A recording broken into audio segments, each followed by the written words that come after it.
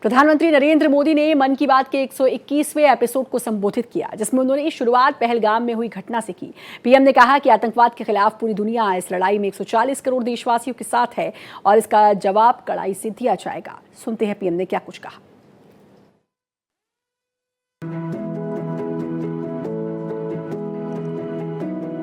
देश के प्रधानमंत्री नरेंद्र मोदी ने एक बार फिर पहलगाम की घटना को अंजाम देने वाले आतंकियों को कड़ा संदेश दिया है। मन की बात कार्यक्रम में पीएम मोदी ने कहा कि पूरा देश आतंकी हमले से दुखी है, हर भारतीय का खून खौल रहा है। पीएम ने पीड़ितों के परिजनों को एक बार फिर भरोसा दिलाया कि उन्हें न्याय मिलकर रहेगा। हमले के दोषियों और साजिश रचने वालों को कठोरतम जवाब दिया जाएगा। 22 अप्रैल को पहलगाम में हुई आतंकी वारदात ने देश के हर नागरिक को दुख पहुंचाया है। पीड़ित परिवारों के प्रति हर भारतीय के मन में गहरी संवेदना है। भले वो किसी भी राज्य का हो, वो कोई भी भाषा बोलता हो, लेकिन वो उन लोगों के दर्द को महसूस कर रहा है जिन्होंने इस हमले में अपने परिजनों को खोया है। मैं पीड़ित परिवारों को फिर भरोसा देता हूं, उन्हें न्याय मिलेगा, न्याय मिलकर रहेगा। इस हमले के दोषियों और साजिश रचने वालों को कठोरतम जवाब दिया जाएगा।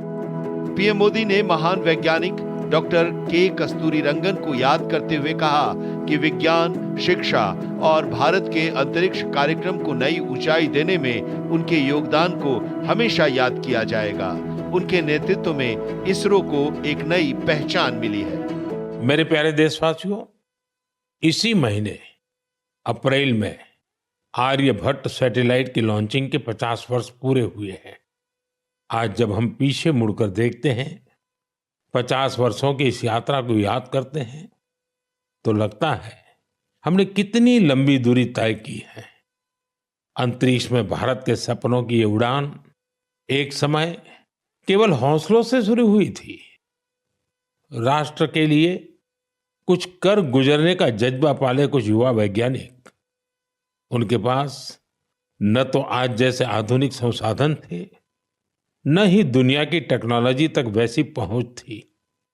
अगर कुछ था तो वो था प्रतिभा, लगन, मेहनत और देश के लिए कुछ करने का जज्बा। प्रधानमंत्री नरेंद्र मोदी ने कहा कि पिछले महीने म्यांमार में भूकंप से बड़ी तबाही आई।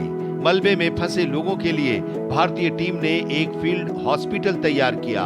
भारत के इंजीनियरों ने बड़ी इमारतों को हुए नुकसान का आकलन करने में मदद की।